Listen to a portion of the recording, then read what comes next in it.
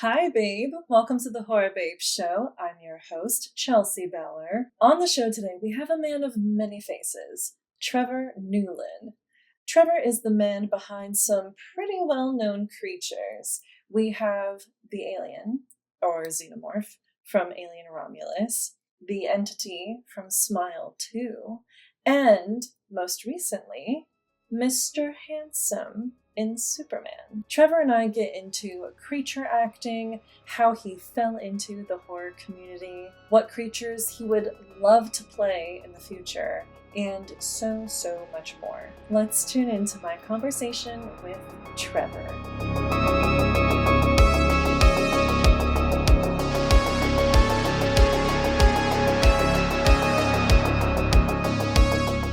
Hi, babe. Welcome to the Horror Babe Show. I'm your host, Chelsea Beller. Today, we have a very special guest. We have Trevor Newlin here today. Trevor, you might or you might not recognize Trevor. He is a creature actor known for the Xenomorph from Alien Romulus, the creature in Smile 2, is that right? Yep. And, your most recent, Mr. Handsome in Superman. Yeah. Which is amazing. I love how busy you've been. Thank you. It's been a lot of fun. It's so cool. I love seeing you and being like, I know that's Trevor. Can't really tell, but the height matches. Yeah, the height and the lankiness, I think, for sure. Yeah, absolutely. For the people at home who don't know, how tall are you? I'm 6'7". 6'7". Yes. How does one get to be that tall? That's a great question, actually.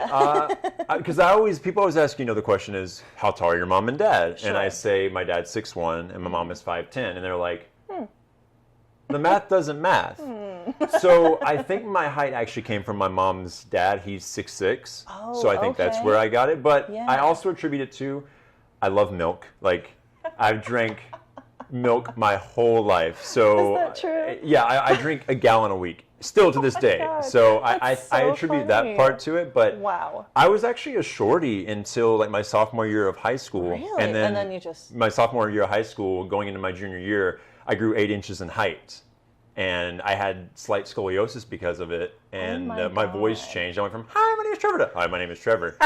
And so, it was a very jaunting experience for when everybody came back the next year, like, wait a minute, who are you? Yeah, exactly. But yeah, I think that is where the height came from, the milk and genetics from my mom's side. Oh, but like, did you have like intense, what do they call it, growing pains? I did, actually. And apparently I've heard recently that growing pains aren't real. What? Someone told me that recently, the growing pains are not real. And I was like, there's no way they have to be real. Because when I grew up to that height, my back was hurting. Yes. So I call that a lie. I call that a complete lie. That's such a lie. But yeah, so I definitely did have some growing pains for sure. It's funny though, because when I grew, the first thing that grew for me was my feet. So I had like size 13 feet in like 8th grade, and I was still maybe 5'6" maybe. Yeah. So I was, like I said, I was short. Most of the girls were taller than me, and then in freshman year the same way. And then I came back and I was a little bit taller. And then they were like, oh, Trevor. No, they're probably like, ah! They're like, what? Who's this alien? Who is that? Little did I know that was my future. But no, yeah. So I had these because I thought I was cool. I decided to you can make custom zooming. He was very excited about the height too. He's so excited. He drinks a lot of milk. So you can make custom shoes with Nike, right? Mm-hmm. And so I decided to make red and blue custom Nike shoes. Uh-huh. What I didn't realize, though, is that when I put them on, because the size of my feet, they would look like clown shoes. Oh, no. So I think it was my 7th grade year, I wore red and blue shoes, and I looked like I had clown shoes on. Because I was, I was very lanky. I've never been not lanky. Yeah. And so my feet are just this big, and then the rest of me is just, the proportions don't match up, basically. So that is the story of the height and the pain and the shoes and the milk and everything in between. It's like hard enough when you're a preteen, you're going through all the hormonal shit, and it's like, and I'm growing, and like my shins are on fire. Like I remember like being in bed, just like in so much pain because like I could feel my bones just growing, and like my mom would tell me like, "Oh, it's growing pains. I'm sorry. You're gonna be tall like your mom and dad." And I was like, "Okay," but yeah, I call bullshit on that. I think apparently they say it's not real. I think it is. I mean, it is. To be fair, the person that told me that isn't very tall, so maybe that's. You never know. You never know. But I think it's real. I think growing pains are a real thing. I think so. Have you always wanted to be a creature actor? I haven't actually. Yeah. I originally got into the industry to do voiceover. Oh, nice. So I'm from Texas originally. I did theater back home, and then I moved out here to do voiceover. But before that, I actually wanted to be a paleontologist. Really? Yes, that's what I wanted to be. That was my. I loved dinosaurs growing up. I still love dinosaurs to this day. Yeah. And I was like, oh man, it'd be so cool to like dig up dinosaurs and take them to like museums and all this type of stuff. Because Jurassic Park's one of my favorite films of all time. And I was like, oh, I could do that. I could do the same job. And then I got out to LA. I went to film school, and I had a teacher my last semester say, hey, you have a similar build to Doug Jones. And I was like, oh, Doug Jones, okay. Like I knew the name, but I didn't know the face. And then I looked up the work, and I was like, oh, of course I know the work, right? Yeah. And so I, as a lot of people have done, I DM'd Doug Jones on Instagram, as we do in the world we live in now, and on LinkedIn too, because he had a LinkedIn. And he responded and was like, yeah, let's. I'm out of town right now shooting Star Trek, but when I get back, let's get together. And we got together and sat down for 3 hours. I was super nervous too, because here I am coming out of school at this point, right? Yeah. I'm super green, haven't done anything, and he has just come off of winning Best Picture, for The Shape of Water. Yes. He was just on the Oscar stage with Del Toro, and I'm just like, okay, hi, I'm Trevor. I'd like to do what you do one day, which I'm sure he's heard countless and countless and countless times. Sure. But yeah, I was super nervous, and he came in, and I thought, I was like, oh, we're gonna talk about his career, because I just want to. I didn't know how to approach, and then he just wanted to know about me and my life, and those that have met Doug know that he is truly the sweetest person on this planet, and he still is a very dear friend to me this day, and I'm so grateful for that. But yeah, so I met him, and he kind of gave me advice like, oh, start going to Monsterpalooza and all these type of conventions, get your face out there, get seen by makeup artists and different people like that.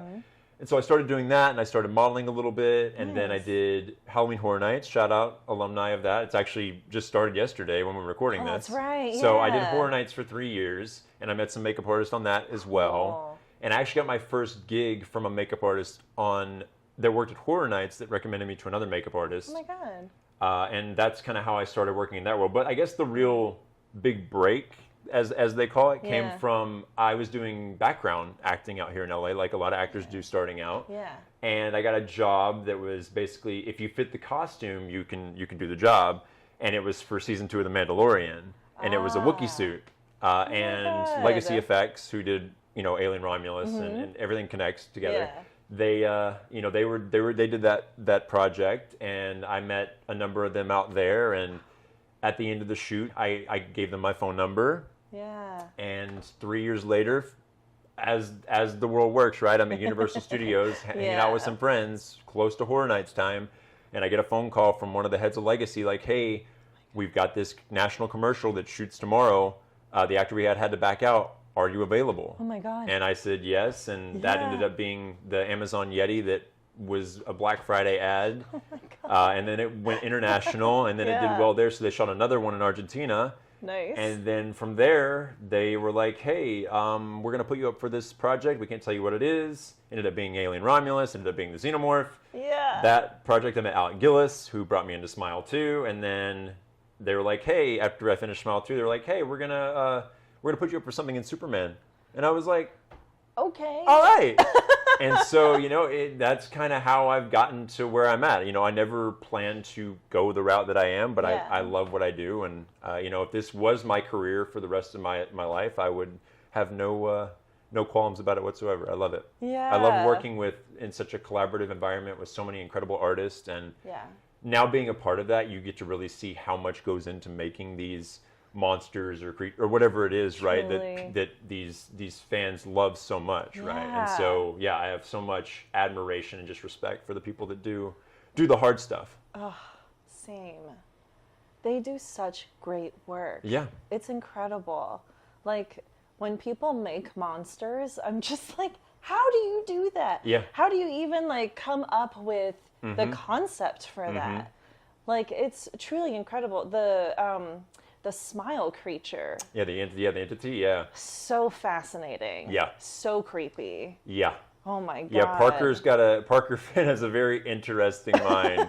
But yeah, I love the design of that creature. You know, it was in the first film as well, but they really wanted to, much like the second film does, go bigger, and they went way bigger with the scale of. But definitely by far, no question, the heaviest thing I've worn to this point. Really? Easily the heaviest thing I've worn. Yeah. I get that, because I feel like Mike or someone showed me like a behind the scenes or something. Yeah. And it was huge. Yeah.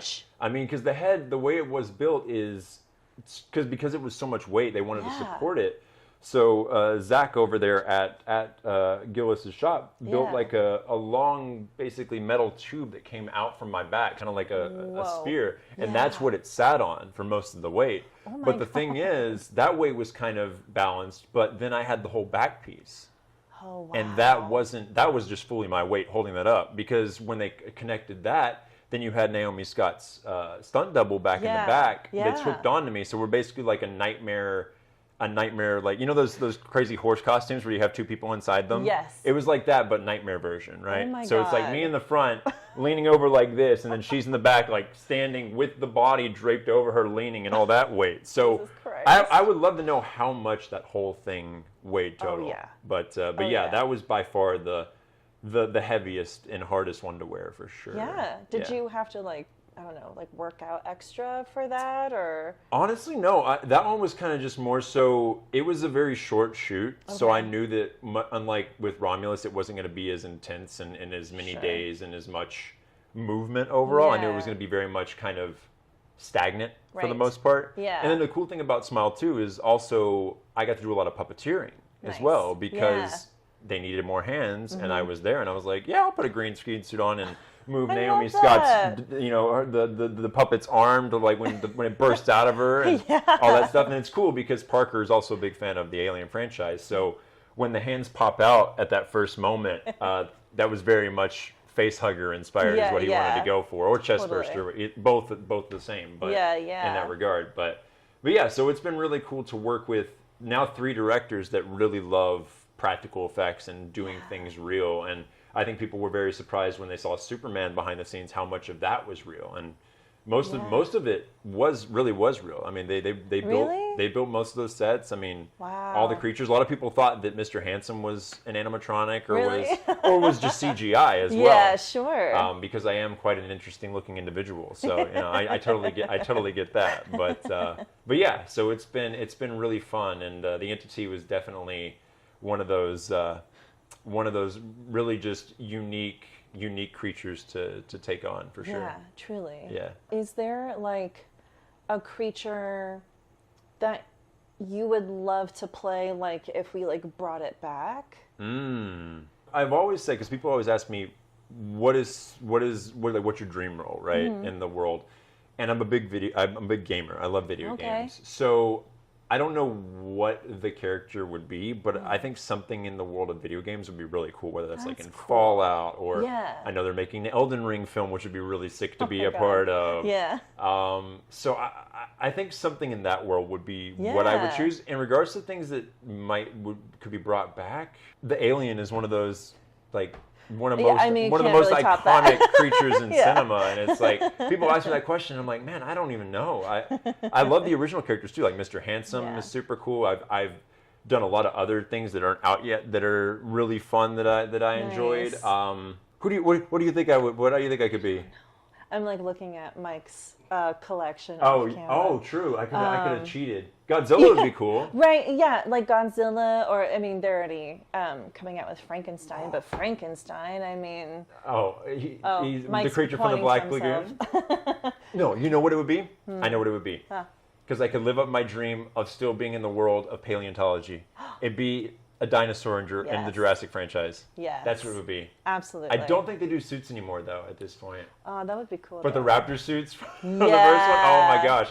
I'd be too tall, though. They'd have to give me like a special, I don't know what they give me. You'd be a special raptor. I could be a pterodon or a pterodactyl. Okay. I could do that. I could do that. Maybe. Someone make this happen. Yes. All you Jurassic people out there that are watching, make it happen, please. I'd love to be in Jurassic. That'd be so cool. It would be so cool. Like, truly. And I know that they won't stop making those. No. So. No. They're gonna make them. They're gonna make them forever and ever and ever. Yeah. Oh, well, speaking of creatures, do you feel like you're being pigeonholed to only be creatures? And or like, do you mind that? I don't mind. Like I told you, I did come from a theater background, so I do enjoy all the roles. Yeah. But again, it is a niche. It is a way that I've gotten into the industry, and it's very similar to how Doug got into the industry as well. And now, he's had such a prolific career. He's kind of doing whatever he wants, which I'm so happy. He's doing so many face roles now, which is so cool to see because he's such a talented and amazing actor. He's so talented.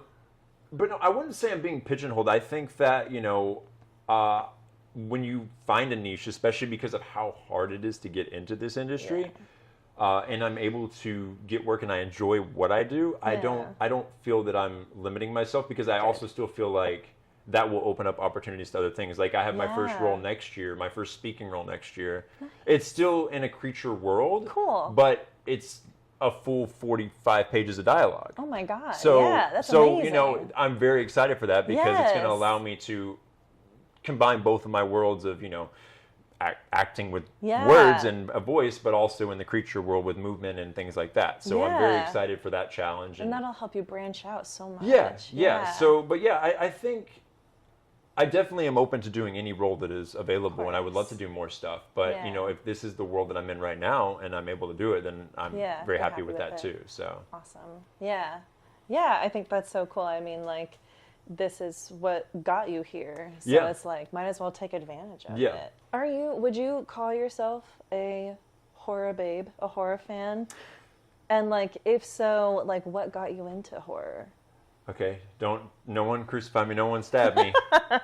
I would say I'm not a horror Kicked fan. Off the show. I would say I'm not a horror fan, but That's okay. but because I have now kind of, since I've started working in the world, whether that was Monsterpalooza or any of those conventions, I've kind of now immersed myself in it more. And Horror Nights. So I would say now more I am in the horror world just because of what I do. Of course. Right? And it's a really cool world. Like people were awesome, people were super sweet. I love looking at all the different things people create and things like that.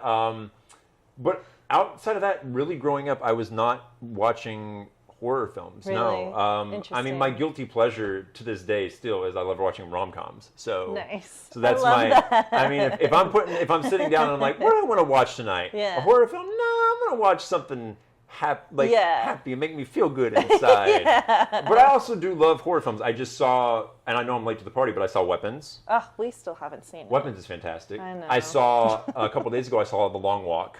Oh, how was that? Fantastic. Yeah? Yeah. Funny enough, David Johnson is the star in that. Oh my gosh. Andy and Alien Romulus. Yeah. So. Wow. Yeah. Small world. Yeah, it's and then I found out Garrett, who's also in the film, he was a mutual friend through one of my other friends because he was at the screening that night. He's one of the main actors, one of the leads in the film as well. And I came up to him after. He's like, "I know your work," and I was like, "Huh?" He's like, "Yeah, we have a mutual friend." And then we connected, and I was like, "What a small world we live in." So but I am definitely seeing more horror films now. Sure. At this point, if I had to pick, like, people always ask, what's your favorite horror film? Because, if you work in the horror genre, you gotta have a favorite. I would say probably the original Halloween. Of course. I have a really soft spot, and this is it's a little deeper of a cut, but I love Cujo. Cujo, really? Yes. Yeah. I love Cujo. Yeah. I remember my dad showed that to me at one point. He was like, "Yeah, you want to watch this movie?" And I was like, "Oh, we're going to watch a horror movie? We never watch horror movies in this house. That's cool." I mean, that's a horror movie, right? That's considered a horror film. Absolutely. Okay. And it's actually one that could be very real, like really happen. Yeah. Too. Yeah. So, but I would say probably the original Halloween or the original Friday the 13th are one or the other, probably my favorites for sure. Yeah, those are my go-tos. Yeah. You know, They're classics. Or Scream. Yeah, Scream. Yeah, like pretty much now, because it's September. Yeah. This is like when I start my like Halloween like feel good horror movies, and like that's Halloween, Friday the 13th, Scream. Yeah. What is your go-to rom-com? Oh man.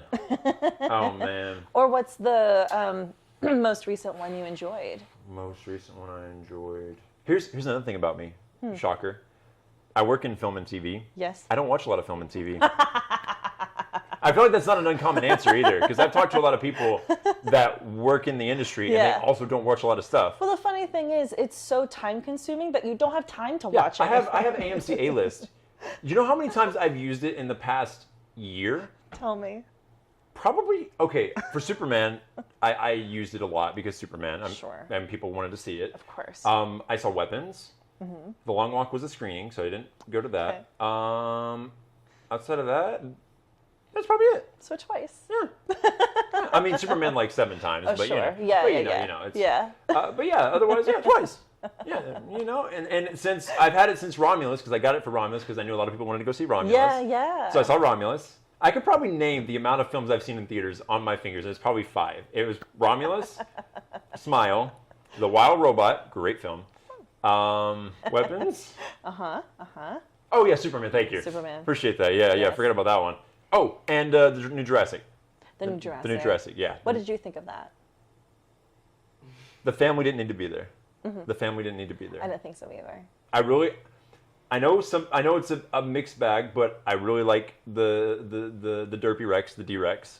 I really like it a lot. I wish it would have been used more. I wish you would have seen it more because it is very slow, but it is I think it's a cool design, and I know people don't, and that's okay because we're allowed to have opinions. We're all allowed to have opinions. But I really like the design. I think it's cool, and I have a little Funko of it because I wanted it. Do you really? I do. That's yes. so funny. Yes, because I wanted it because I was like, oh, it's so derpy. I love it so much. Derpy. But yeah, I think the film would have worked just as well if the family that was in it wouldn't have been in it. Yeah. You could have had your 3, your ragtag group together getting all this dino blood. Yeah. And it would have still worked fine. I think so too. Yeah. Once they got introduced, I was a little like, well, what's happening here? And I just kind of thought they were going to be like, kind of like a throwaway scene or like an establishing scene of like, oh, here's this water monster, dinosaur, and then it eats them all, and like the Mosasaurus. Yeah, something like I just thought it was gonna be something like that, and then I was like, oh, we're still hanging out with them, okay. Yeah, and the fact that the boyfriend survives that attack, it's like okay, you know that they're not gonna kill any of them at that point. It's like they got plot armor, and yes, true. Jurassic films, there are characters with plot armor. We know that, but also don't make it so obvious. I know. It's like. You're not going to kill a boyfriend and a girlfriend, and then it was the dad, the girl, his daughter, the boyfriend, and then one other one, right? Yeah. The youngest. And then they introduced the thing that everybody's going to go buy in the stores. Yeah. What was the name of it? What did she call it? Dolores. Thank you, Peanut Gallery. Appreciate it. Otherwise. I thought it was fun. I really liked the T-Rex sequence. I thought that was cool. Yeah. I mean, it was kind of a callback. And then I'll circle back to the rom-com. I think You'll Always Be My Maybe is one that I really enjoy. I don't know if I've ever watched that. 10 Things I Hate About You, I think, is a classic. Oh, yes. When Harry Met Sally. I love that movie. Guilty pleasure. Yeah. I think that's... Or I'm also one of those people that just, like, I'll go on Netflix. Yeah. And I'll be like... oh, this looks like cheesy and like what I like, so I'll enjoy this. Nice. And I'll just click on it and watch it, and Sure. I'll be like, yay, this is great. I couldn't tell you to remember the name, but Nope. I'm the same way with books. I'll buy cheesy romance novels, but not like super cheesy. Like there still has to be a story behind it. Sure, of They can't just be course. like, hey, we're together and everything's grand and dandy. No, you can't have that. You gotta have conflict and all that type of stuff. Yeah, of course. But yeah, it's funny because what I do is very opposite of like I think who I am. I feel like Doug and I are a lot alike in that way because I feel like he's also not a big into the world of watching horror and stuff. Okay, He kind of gives me, I mean, from what I know about him, I think Sure, I think that's a fair statement to say. So That's so funny. But yeah, that's kind of where all that's at in regards to love that. the filmography and bookography, I guess. Yeah. Is there a filmmaker you're dying to work with? I think the answer for me is Del Toro, but I also know that I've heard that he's going more to claymation and things now. I think Frankenstein is his last live action film. It's from everything I remember hearing, if that's the case. I mean, but I think Del Toro is. I mean, Christopher Nolan would be really cool. Yeah, that'd be sick. Yeah. Ridley Scott would be awesome. Oh my god. Obviously. Steven Spielberg. I mean, I'm naming all the legends, right? But I mean, how can you not, right? Like, working with Spielberg would be incredible. Yeah. James was on that list for sure. James Gunn was on that list, and now I get to work with him, which is insane. Isn't that crazy? Yeah, such a cool dude. Such a cool dude. Such a fun mind. Yeah, I watched Superman with Mike earlier this week, and for a second I forgot it was a James Gunn movie, and like when we started it, and then it started, and I was like, oh my god. And it's just like so James Gunn coded. He has a style. He has a style, and you either love it or you hate it. Yeah, which is fine either way. But I really enjoy it. Yeah, I really enjoy. It's just a very positive, uplifting message, and I think David Corenswet, who plays Superman, is just he embodies what James wants to do perfectly with that Superman specifically. He was great. Yeah, he was a great Superman, and he came from TV, right? I mean, he really didn't have, from what I know, based on his filmography, he didn't have that many credits under his belt. Interesting. I think James saw him in Pearl, if I remember correctly. Because he was in Pearl. Pearl, yes. Yeah, he was in Pearl. That's right. I was trying to think of where I think James saw him in that. And then before Superman, he did Twisters, because that's where I first saw him, was in Twisters. And I was like, oh wait, that's Superman. But yeah, and then of course you get Nicholas Hoult as Lex Luthor, and Rachel as Rachel Brosnahan as Lois Lane, and you add the rest of your fun little cast in there, and it's like, man, they're just perfect casting. And the thing that James does just so well is that, and people have talked about this at length, but he casts people not only that are really great for the roles, but also that are really great people. Yeah. Because his sets, and I've said this multiple times, but his set is the smoothest set I've ever been on. Really? Like, it just moves. Wow. Like, they get everything done in the day. Yeah. Everyone is everybody seems like they want to be there. Like, they're all in a good mood. I love that. And it's cool, because it's like, film sets, as you guys know, they can be very stressful and a lot to take on, and especially, depending on what your role is, you're acting, you're learning lines, you're also having to stay in the moment or whatever it is. Yeah. And depending on what your role is, everything can be very stressful. Also, there's money's being burnt and spent, and there's time limits you have to meet and deadlines you have to meet, and the studio's knocking on your door like, hey, we got to do this, this, right? And it's just like, on that set, you could tell that it was just it was calm, it was composed, and it was fun. Like, we were having a lot of fun, which was cool, awesome.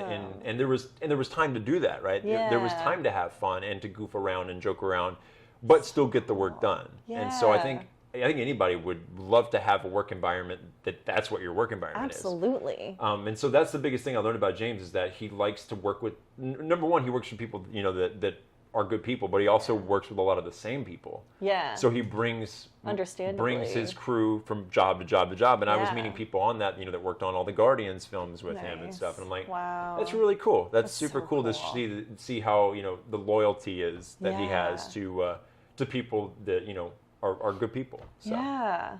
Oh, I love that. But yeah, it cycled back to the question about directors. But yeah, I think those are definitely some of the big ones. I think Christopher Nolan would be like probably top of the list. Yeah. I think Christopher Nolan's top of the list for me. That would be, I don't know what it would be. Yeah. It doesn't have to be a creature, right? But I mean, if he decides to make something in a creature world, which he could totally do. Yeah. Absolutely. He's made the Odyssey, and I can't wait for that. Oh my gosh, it's gonna break box offices next year. Totally. It's gonna be crazy. It's gonna be crazy. Oh man. Yeah. But yeah, that's awesome. I'm trying to think if there's any other. I mean, I know there are, but it's one of those things where you get asked a question, and you're just like, so many names circling in your head. What's the name I'm looking for? Yeah. But yeah, I definitely would love to have the opportunity to work with any of those directors for sure.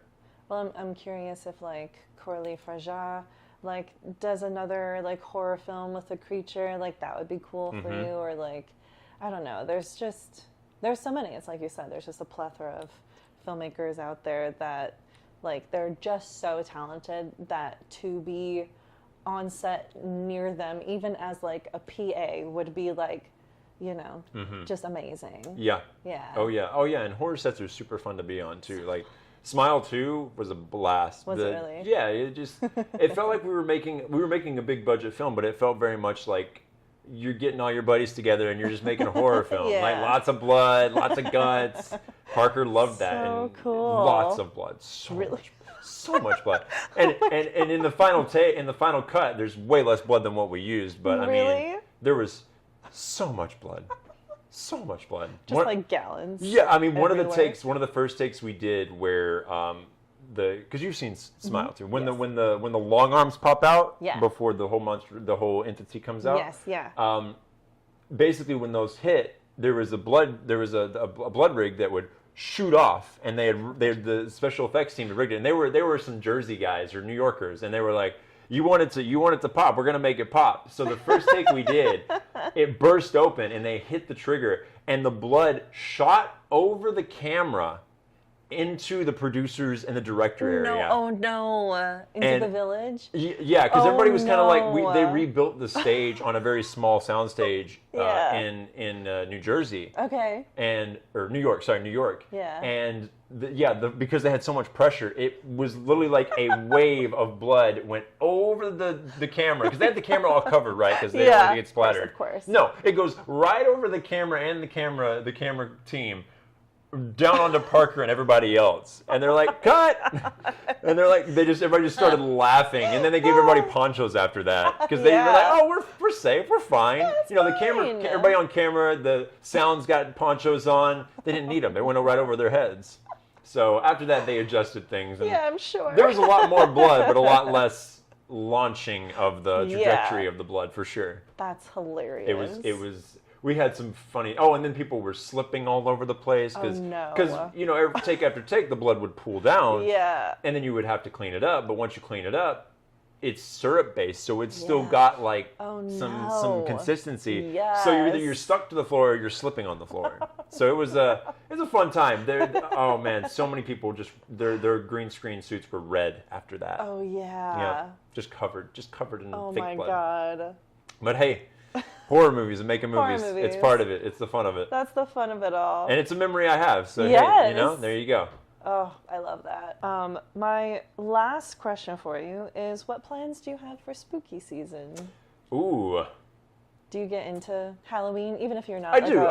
horror person? I definitely say I mean, I always trick-or-treated growing up. I always wore costumes. Yeah. You know, since I've gotten out to LA, I've done more stuff just because there's so much stuff to do in LA. Yeah. One of the things I always do is I always watch Monster House on Halloween if I can. It's such a cute movie. Yeah, I love it. I love the whole concept, and I think the house design's really cool. It's so cool. And all that. Yeah. And then I'll probably go to some Halloween parties. Well, we're having a party. Yeah. What? No way. Really? Mike allegedly invited you. I haven't hit the invite button. You're Oh, Don't throw me under the bus. that hurts. All right, I'm leaving. I'll probably go to Horror Nights this year. I haven't been to Horror Nights since I last did it in 22. So I'll probably go and like check it out this year because there's some cool houses they've got. I might go to Knott's for the first time. I've never been to Knott's Scary Farm. I've never been to Knott's. I've heard it's pretty cool. Yeah. Yeah, and then outside of that, I got a project potentially shooting in right before October, so I'll be out of town for that. But yeah, that's kind of what the October entails, the spooky season. And well, we're in September right now. September and October entails. Yeah. I forget, once September hits, it becomes spooky season. It is spooky season. For me, see, I'm one of those people, I know people put up their decorations like September 1st. Mm-hmm. For me, I'm like, okay, October 1st, decorations go up. I can't do More traditional. Yeah, I can't. I'm like, It's oh okay. no, it's a whole month away. No, I mean, I'll watch spooky films and stuff Sure. and things like that. But of course. yeah, the decorations go up for me October 1st. Yeah. Don't judge me. No judgment here. Opinions. No It's all judgments, opinions. Remember, we're talking now. We're breaking the fourth wall. But yeah, so I think that's I'll allegedly be going to a party that I may or may not be invited to. Allegedly. Maybe a few parties. And then, yeah, I'll be out of town for a bit and then maybe pop around and see some of the haunts around the area. Nice. Yeah. There's so many haunts. Yeah, there's so much cool stuff going on always in LA. And Yeah. I've never really taken advantage of it. So I think Yeah. I would like to do that, especially because I will be here in town more this year, and Nice. as far as I know, not anything too crazy going on. Yeah, So yeah. I could take advantage of more of those Yeah. haunts and frights and things like that. That's awesome. And the parties, allegedly. And the parties, the alleged parties. Turn this camera. I just they're like, we love you, Mike. We love you. Well, thank you so much for being here. I Thank really you. appreciate it. Yeah, absolutely. Thank you for having me. It was It's a blast. just so fun talking to you and like getting to know like the behind the scenes of, you know, Alien Romulus and Smile and Superman, and like just seeing your career grow and progress, and I'm so excited to see like what is next for you. Thank you, Chelsea. I appreciate Yeah. that. Yeah, it was a blast. Yeah. You asked me so many fun questions that people haven't asked me, and so that was I'm so really, glad. really fun to talk about. Thank you. Awesome. Well, that's it from me and Trevor. Thank you so much for watching this interview. You can follow Trevor on Instagram at Trevor_Newlin. Thank you again for watching. Please don't forget to like, comment, follow, and subscribe. Follow me on Instagram and Letterboxd to see what I'm watching and what I'm rating. Bye, babe.